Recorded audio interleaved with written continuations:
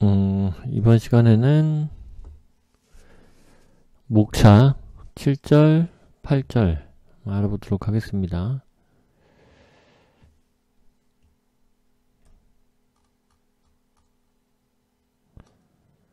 (7장) 애미기기의 표식, 표시 및 문서.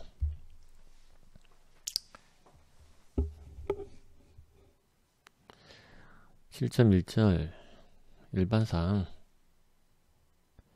7.2절 애미기기 부분의 외측 표시. 7.3 애미기기의 내측 표시. 7.4절 제어기 및 계기의 표시. 7.5절 안전 표시. 7.6절 심벌. 7.1절 일반사항. 일반적인 얘기가 있을 거고요. 7.2절에서 7.6절은 이제 제품에다가 표기하는 그런 내용들이고, 7.7절은 이제 내부 배선 중에도 이제 좀 색깔로 구분해야 되는 그런 경우. 7.8절 표시등 및 제어기. 이제 표시등이나 제어기는 보통 이제 사람이 잘 눈에 띄도록 하려는 의도가 강하기 때문에 의도가 좀 혼돈되거나 헷갈리면 안 되겠죠. 7.9절은 부속문서. 보통 이제 accompanying document라고 해서 설명서를 포함해서 위에서 보는 라벨, 박스 표시상, 그 다음에 도면, 그 다음에 회로도, 이제 제품 스펙, 브로셔, 하여튼 굉장히 많습니다. 부속문서는. 일단 7.2절에서 7.6절은 이제 제품에 표시하는 것들인데, 7.2절 외측 표시는 보통 대표적인 게 라벨이 있고요. 명판이라고도 하고요. 라벨이라고도 하고, 네임플레이트, 되게 많습니다. 명판에는 이제 제조자 정보, 제품 정보, 주의사항, 이런 거. 그 다음에 이제, 식약처? 인증 정보. 인증 난 건지 확인이 돼야 되니까요. 그 다음에 이제, 요 601-1에서 또는 개별 구역에서, 요구하는 그런 이제, 개별 그 표시사항. 이런 것들이 있을 수 있습니다. 근데 이제 제품이 이제, 외함이, 본체가 이제 딱 하나만 있으면 좋은데, 본체가 여러 개로 좀 나눠져서 결합된 상태로 있는 경우도 있어요. 한 벌 구성이 되어 있는 것들이 좀 의외로 많기 때문에, 제품 라벨이 좀, 메인 라벨이야 이제 본체에다가 붙이는 건 맞고, 이제 부속 그 주변 장치들에도 이제 이게 같은 구성품이다라는 것을 알아볼 수 있도록 외측에 표시를 해야 된다. 그런 내용이고요. 내측 표시는 이제 제품을 폐기할 때까지 제품을 안 뜯는 그런 제품 같은 경우는 안쪽에다가 딱히 표시할 내용이 없고, 보통은 이제 고장났을 때, 정기 점검할 때, 이제 보통은 카바를 열어야 되는 경우가 되게 많습니다. 그래서 카바를 열었을 때, 일단 카바를 열면은 이제 내부 부품들이나 안전 그 파트들이 노출이 되기 때문에 분해하거나 교체할 때, 점검할 때 그런 부분들을 건드리지 않도록 조심해야 됩니다. 그러려면은 접지 마크라든지 고전압 마크라든지, 그 다음에 이제 조심하라는 어떤 내용의 글귀, 이런 것들이 부착이 되어 있지 않으면 이제 정비하다가 이제 좀 안전상의 문제가 생길 수 있다. 그래서 내측에도 표시를 해야 되고, 그런 의미에서 7절에 절연 피복 색깔도 내부 배선 같은 경우도 이제 어떤 게 뉴트럴인지, 어떤 게 라이브 선인지, 도선 색깔만 봐도 알 수 있도록 어떤 게 보호 접지 선인지, 녹황색 선, 라이브는 이제 갈색이고, 뉴트럴은 연청색이고, 이제 이런 거를 구분할 수 있도록 색깔을 이렇게 이제 구분해서 배선을 해야 됩니다. 그 다음에 7.4절 저기 및 계기의 표시.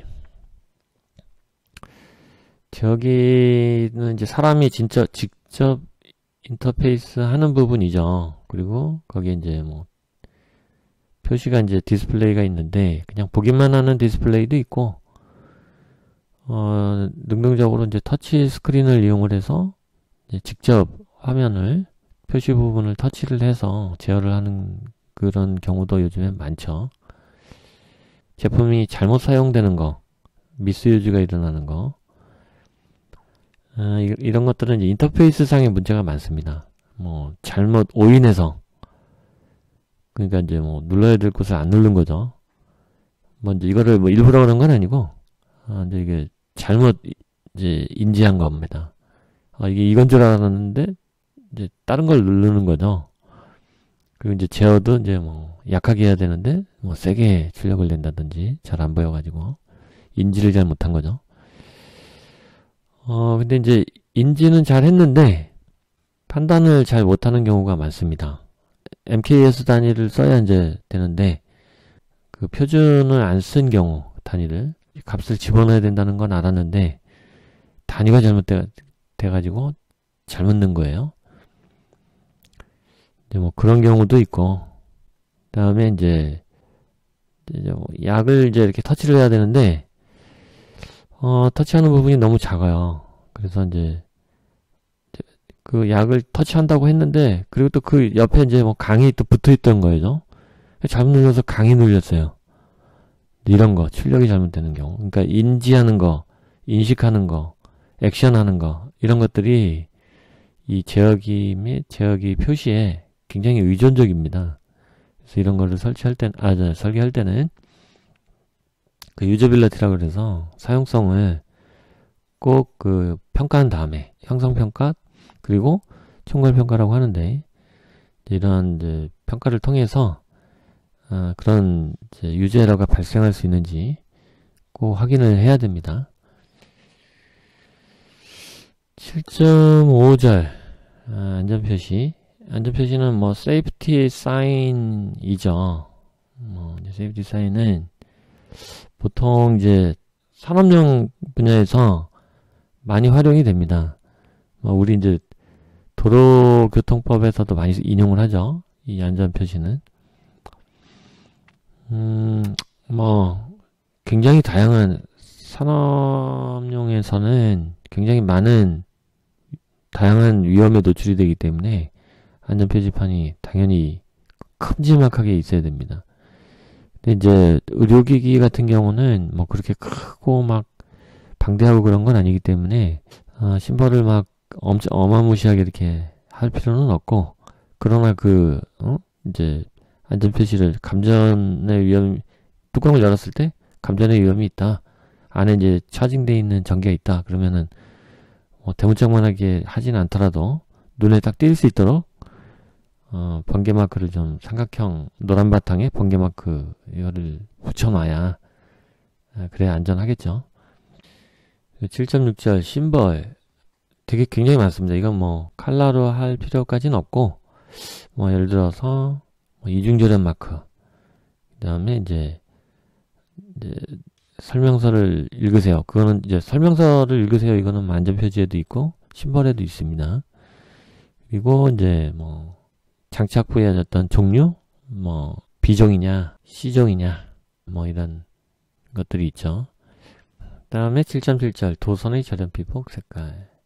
아까 좀 말씀을 드렸죠. 그 다음에 7.8절 표시등 제어기. 적색은 보통은 이머전시 상태에서 표시등이나 제어기에서 이제 이렇게 보여주는 거고요.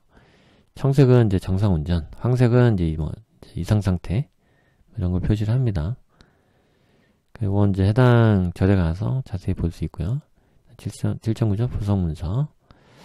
이건 이제 뭐 그 제품을 운용하고 정비하고 관리하고 뭐 이러려면 다양한 종류의 부속 문서들이 필요하죠. 그런 걸 이제 잘 정리를 해놔야 이제 의료기기 파일이라고 해서 좀 관리를 할 필요가 있습니다. 그게 다 이제 부속 문서에 해당이 되겠습니다. 실장은, 그니까, 이제 표시사항 위주로 지금 보시면 되겠어요. 그 다음에 8장은 정기적 유해 요인에 대한 보호인데요. 쉽게 말하면 그냥 사람이 이제 감전되지 않게 어떤 그 부분을 검증해야 되냐, 시험을 통해서. 그런 내용들이 이제 나와 있는 거고, 대부분은 이제 내전압, 누설전류, 그죠? 절연, 재질, 공간거리, 연면거리, 보호접지, 에너지를 제한하는 거, 이런 것들이 이제 정기적인 유해 요인과 관련이 있다. 이렇게 보시면 되겠죠. 8.1절 정기적 충격에 대한 보호의 기본 규칙. 5V, 12V, 24V 이런 거 낮은 전압에 감전이 되진 않습니다. 사람이 보통 모델링을 하면 1kΩ, 1000오hm 정도로 모델링을 하거든요. 의료기기에서는. I는 R분의 V니까요. 정압이 이제 그냥 쉽게 봐서 한 10V 정도 떴다. 그러니까 일단 1V라고 치면은 1mA가 되는 거고, 10V면은 10mA가 되겠네요. 그죠? 이제 보통 이제 환자는 전압이 1V만 돼도 1000ohm으로 이제 환자를 모델링을 할 때 그러면 이제 1mA가 된단 말이죠. 그러면 그 기준 미달이 돼서 부적합이 됩니다. 물론 이제 사용자일 경우에는 위험하다고 보진 않죠. 그래서 보통 한 42.2V 정도 AC로 올라가야, RMS로 그 정도 올라가야 보통 위험하다, 이제 이렇게 보거든요. 근데 이제 환자는 전압에 대한 제한이 없다, 이렇게 보셔야 됩니다. 그러니까 터치 커런트, 그러니까 접촉 전류를 재기 위해서 외암하고 접지 사이에, 그러니까 물론 이제 보호 접지를, 외부 연결 보호 접지를 떼고, 그러니까 메탈 외암하고 보호 접지, 대지 접지죠. 보호 접지, 거기랑 연결을 해서 접촉 전류를 재게 되는데, 접촉 전류가 안 나오는 거는 이제, 이론상으로는 안 나올 수 있지만, 보통은 이제 나온다고 봐야 됩니다. 그러니까 이제 아주 작게 이제 접촉 전류가 최소한 있게 되는데, 그 접촉 전류가 있다는 얘기는 전압이 낮더라도 뜬다는 얘기죠. 그 접촉 전류가, 환자 접촉 전류는 이제 굉장히 이제 마이크로 암페어 단위이기 때문에 굉장히 기준이 낮고, 그러니까 1mA, 그러니까 1V만 떠도 부적합한 거죠, 환자한테는. 그래서 보통은 외암을 쇠로 안 하고 절연을 다 합니다, 그냥. 그래서 의료기기들 보시면은 보통 상용전을 사용하는 제품의 외암은 그냥 다 사출물, 절연물로 쌓여있다, 이렇게 보시면 맞습니다. 핸드피스도 마찬가지고요. 그리고 이제 외부적으로는 이제 전기 충격에 대한 보호를 그렇게 대응을 하는 거고, 내부적으로도 이제 대응을 합니다. 그러니까 이제 1, 2차 간에 이제 예를 들어서 이제 1, 2차 간에 SMPS를 많이 쓰거든요. 그러니까 이제 상용 전원이 닿는 부분들을 회로를 1차라고 하고, 그다음에 거기서 가공이 된 전원들 12V, 24V, 리니어 트랜스를 쓸 경우에는, 복권 트랜스를 쓸 때는 AC로 12V, 24V, 110V 이렇게 이제 전환을 해서 사용을 하죠. 그 1차와 2차 프라이머리 서킷과 세컨더리 서킷에도 분리를 합니다. 이중절연을 해요. 이중절연 또는 강화절연을 합니다. 그래서 2차 측 전압, 낮은 전압이 이 사람한테 노출이 될 때, 그러니까 1, 2차 간의 지나친 누설에 의한 감전, 누설전류 초과를 막기 위해서 1, 2차 간을, 그래서 이제 의료용 SMPS 같은 경우는 1, 2차를 좀 더 이제 누설전류가 안 새는 그런 구조, 좀 더 떨어뜨리고 연면거리, 공간거리 조금 더 타이트하게 가져가고, 또 재질도 또 될 수 있으면은 좋은 걸로 쓰고. 그래서 왜 2차를 이렇게 분리하려고 하느냐? 보통은 이제 2차 측이 USB 포트라든지 비디오 포트라든지 장착부 커넥터라든지 이렇게 노출되는 부분들이 발생을 하게 됩니다. 일반적으로는. 그렇지 않은 경우도 있지만. 이럴 경우에는 이제 그 2차 측이 그러니까 사용자 또는 환자한테 노출된다고 봐야 되기 때문에 1, 2차 간에 그러니까 SMPS에서 프라이머리하고 세컨더리 회로를 분리를 이제 2MOPP 그러니까 환자를 기준으로 이제 두 번 재단을 하지 않으면 기준을 만족하기 어렵다 이렇게 보시면 되겠습니다. 그래서 의료용 SMPS 2MOPP가 그러니까 환자를 고려한 2MOPP를 고려한 의료용 SMPS를 보통 사용하게 된다. 이런 말씀을 드리겠습니다. 그래서 전기 이제 감전에 관한 거는 뭐 외부에서도 보호를 해야 되지만 내부에서도 보호를 해야 된다. 그러니까 이제 내부든 외부든 어쨌든 어떠한 경로를 통해서도 환자한테 노출될 만한 경로를 만들면 안 된다. 이제 뭐 절연 다이어그램으로 이제 그걸 표시해야 되죠. 결국은 나중에는 8.2절 전원에 관한 요구사항. 보통 전원을 보면은 전격 전압이 있고 전격 전류가 있고 전격 소비 전력이 있고 보통은 이 세 가지를 보통 전원에 관한 그 파라미터를 요 세 가지를 적게 되는데 이거를 이제 뭐 시험소에서 이제 이걸 측정을 해보고 결정을 하는 게 아니고 신청인이 신청서에다가 이걸 쓰게 돼 있어요. 그래서 우리 제품의 전격 입력 전압은 뭐 몇 볼트고 전류는 뭐 몇 암페어고 소비 전력은 몇 와트다. 그래서 이제 그거를 일단 기준으로 놓고 재봅니다. 이거를 운전을 해서 안정화된 상태에서 이제 측정을 해서 신청한 전격 입력 그 파라미터들이 오차 범위 내에 들어와 있는지 이제 그런 거를 판단을 하게 됩니다. 플러스 10%를 넘지 말아야 된다. 예를 들어서 소비 전력이 그러면 측정을 해보고 넘으면 이제 그 전격 입력 소비 전력 전격 소비 전력을 조정을 해야 되겠죠. 좀 더 낮춰서 8.3절 장착부의 분류. 장착부 어플라이드 파트는 이제 뭐 아까 말씀드렸지만은 에너지를 전달할 목적으로 이제 장착부가 있는 거고 여기에 이제 뭐 BF형 그 다음에 B형 CF형 뭐 이렇게 있습니다. 그래서 이제 얼마나 잘 재단을 했느냐 어느 부위에 적용을 하는 장착부냐 뭐 일반적인 바디냐 아니면 뭐 카디악 심장이냐 아니면 이제 뭐 어느 정도의 누설 전류를 허용할 거냐 장착부의 분류. 요 장착부에 대한 그 심벌도 제품에 표시를 해야 됩니다. 그래서 8.4절 전압 전류 또는 에너지의 제한. 이제 아까 잠깐 얘기를 했지만 그냥 전원 코드만 플러그만 꼽고 이제 어떠한 뭐 USB 포트도 없고 뭐 비디오 포트도 없고 다 일체형으로 돼 있고 뭐 따로 이제 신호든 에너지든 제품 밖으로 나갈 일이 없다. 뭐 그러면은 크게 제한할 일이 없는데 보통은 이제 뭐 이제 포트가 있게 마련입니다. USB 포트나 비디오 포트나 통신 포트나 아니면 이제 외부 전원 포트나 이런 것들이 있으면 위험 전압이나 전류 또는 이제 VA 값이 너무 높으면 안 됩니다. 에너지 값이. 그래서 측정을 해봐서 제한을 해야 되는 내용들이 있고요. 보통은 이제 안에 이제 SMPS에서 리미티드 파워 소스를 가지고 있기 때문에 에너지를 무한정 당길 수는 없을 거고요. 어느 정도 당기다 보면은 출력이 제한이 됩니다.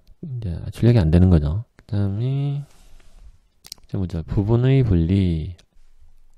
뭐 이제 제품은 통째로 일반적으로는 온도 시험을 한다, 뭐 누설 전류를 잰다, 내전압 시험을 한다 그러면은 보통은 ME 기기 자체를 놓고 벤치에 위에 올려놓고 이제 시험을 하게 되는데 이게 이제 뭐 이만저만한 이유들 때문에 이제 뭐 모터만 떼서 뭐 메인보드만 떼서 시험을 해봐야 될 수가 있거든요. 뭐 예를 들어서 이제 뭐 메인 기판 쇼트를 해봐야 되는데 단락 시험을 싱글폴트 시험을 하는 거죠. 이제 제품에 안에서 이제 셔틀을 해놓고 다시 장착해서 이제 셔틀을 하고 다시 다음 노드에 가서 또 셔틀 시키고 또 장착을 해서 또 이건 이제 시험을 못할 지경에 이르거든요. 그럼 이제 좀 메인보드를 좀 분리해서 즉각 이제 퓨즈 교체해가면서 이렇게 시험을 하면 좋겠죠. 효율적이겠죠. 기판뿐만 아니라 모타나 히터, 내전압 시험도 이제 이게 싱글폴트 이제 시험뿐만 아니고 이제 이런 내전압 시험이나 온도 시험, 심지어는 온도 시험이나 다른 시험들도 부분을 좀 분리해서 봐야 더 효과적일 수가 있습니다. 8.67 보호 접지, 기능 접지, 등 전이화. 이제 요거 좀 많이 헷갈리는 부분이긴 한데, 접지라고 보시면 되는데, 이제 그걸 감자를 보호할 목적으로 썼으면 보호 접지가 되는 거고, 노이즈나 이제 기능 에러를 막기 위해서 접지를 하면 기능 접지라고 보시면 되고, 그리고 이제 수술실 내에 여러 장비들의 그 접지 전위를 다 맞춰줘야 되는 경우, 수술방에는 접지가 이제 몇 종류가 들어옵니다. 병원 자체 전원에 의한 접지도 들어오고, 상용 전원에 의한 접지도 들어오고, UPS 전원도 들어오고, 하여튼 접지가 이제 여기저기서 들어오기 때문에, 그걸 이제 접지를 다 외부에서 다 외부 단자죠. 그러니까 보호 접지나 기능 접지는 보통 이제 안쪽에 있죠, 안쪽에. 근데 이제 등전이화 단자는 이키 포텐셜 터미널은 이제 밖에 보통 있습니다. 제품들끼리 전위를 맞춰줘야 돼서. 8.7절 누설 전류 및 환자 측정 전류. 그렇죠? 누설 전류는 이제 보호 접지가 있는 경우 이제 보호 접지를 통해서 나가는 전류의 양이 이제 그 기준 제한치가 있습니다. 그래서 10mA인가 5mA인가 5mA인 것 같은데요. 5mA가 넘으면 안 된다. 그런 게 있습니다. 반면에 이제 환자가 닿았을 때에 누설되는 전류량은 이제 환자 측정 전류는 저런 누설 전류보다 훨씬 타이트하게 마이크로암페어 단위로 이제 관리를 하는데요. 보통 10마이크로암페어, 100마이크로암페어, 50마이크로암페어 이렇게 굉장히 타이트하게 운영을 합니다. 그러니까 그 정도 낮은 전류면 굉장히 낮게 전압이 형성됩니다. 1V 내외로. 그러니까 환자한테는 1V 내외, 1V도 노출되면 안 된다. 그런 의미가 되겠죠. 그러니까 의료기기는 그래서 보통은 그냥 쇠가 노출이 거의 안 됐다. 이렇게 보시면 맞습니다. 이제 어쩔 수 없이 그런 구조가 안 나온다. 그러면 이제 내부 전원으로 전환하기도 합니다. 그러니까 이제 배터리를 쓰는 거죠. 충전식을. 그러면 이제 포터블 형태가 되겠죠. 거치형 같은 경우 전원을 꼽아서 써서 이 환자 누설 측정 전류가 이제 피할 수가 없다. 그럼 이제 구조적인 결함인 거죠. 그러면 이제 내부 전원을 써서 환자 누설 전류 패스를 아예 끊어버려야 되겠죠. 내부에 이제 전원이 있으면은 패스가 이제 없어지니까요. 네, 8.8절 절연. 절연은 이제 MOP, Means of Protection 이렇게 얘기도 하고, 인슐레이션. 전기가 흐르는 부분을 절연을 하는 거죠. 충전부를. 이제 보통 기성품들은 다 절연이 잘 돼서 그냥 구매할 수 있게끔 인증까지 다 돼 있어서 구매해서 사용하면 되거든요. 예를 들어서 케이블 이제 코드셋, 컴퓨터에 이렇게 연결하는 그런 코드셋 있죠. 다 인증 난 거거든요. 그걸 이제 그냥 구매해서 절연이 잘 돼 있거든요. 그게 절연이 안 돼 있으면 인증이 안 나죠. 절연이 잘 돼 있는 거 그냥 하면 됩니다. 그리고 내부 배선도 이제 UL 인증, 그러니까 난연이 돼 있는, 절연이 돼 있는 와이어링을 사서, 하네스를 사서 이제 이렇게 단자 작업해서 연결하면 되거든요. 그러니까 이제 구매해서 이렇게 그냥 하면 되는 것들이 되게 많아요. 근데 이제 그렇지 않은 절연이 꼭 필요한데 그냥 구매가 안 되는 것들도 있어요. 대표적인 게 이제 트랜스포머. 트랜스포머는 제품마다 이제 특성에 맞춰서 보통 제작이 되기 때문에 그게 이제 이렇게 범용으로 쓸 수가 없어요. 보통 트랜스들이 그 제품에 맞는 최적의 어떤 그런 사용을 갖고 만들어지기 때문에 그래서 이제 거기에 사용하는 재질들 절연 테이프도 있고 절연 튜브도 있고 바니쉬도 있고 그 에나멜도 이제 에나멜 자체는 이제 절연은 아니지만은 선물 클래스가 A, B, C, E 이렇게 있습니다. 지금은 이제 옛날에 이렇게 안 하고 130도, 이제 140도, 150도 이렇게 온도를 표시를 하는데 그 절연 재질을 인증이 난 절연 재질을 인증이 난 절연 시트, 인증이 난 마진 테이프, 인증이 난 절연 튜브, 인증이 난 바니쉬, 함치맥 이런 것들을 사용을 해야 됩니다. 이제 그런 부분을 이게 첨예한 그러니까 이제 충전부에 이제 사용이 되는 첨예한 부분은 일일이 그렇게 다 따져줘야 돼요. 절연을 8.9절 연면거리, 공간거리. 일단 이제 이제 8.8절에서 절연 재질로 이제 충전부를 감싸고 띄우고 이렇게 할 수 있지만 이제 에어 클리어런스 그러니까 이제 공간을 띄울 수도 있어요. 사람 손이 닿는 메탈 외함에 안쪽에 이제 회로가 있다고 치면 충전부가 있다고 치면 그 충전부로부터 사람이 닿는 그 메탈 외함이 충분히 떨어져 있으면 되는 겁니다. 기준치 이상. 연면거리는 이런 절연체들 내에서 절연체를 충분하게 사용하지 않으면 너무 바짝 이제 노출이 되면 테이프를 이제 너무 이제 좁게 붙이거나 튜브를 너무 얇은 걸 붙이거나 너무 짧게 붙이거나 이런 식으로 절연을 하면 절연체를 따라서 이제 거리를 재는데 연면거리라고 하는데 연면거리가 기준치에 못 미치는 경우들이 많습니다. 그래서 재질 자체도 중요하고 충분히 띄우는 거 연면거리도 중요하고 그 다음에 이제 에어 클리어런스 공간 거리도 충분해야 되고 8.10절 부품 및 배선 이제 부품은 이제 ISO 인증된 거, IEC 인증된 거, UL 인증된 절연 재질 이런 것들을 사용해야 됩니다. 배선도 이제 절연선을 써야 되고요.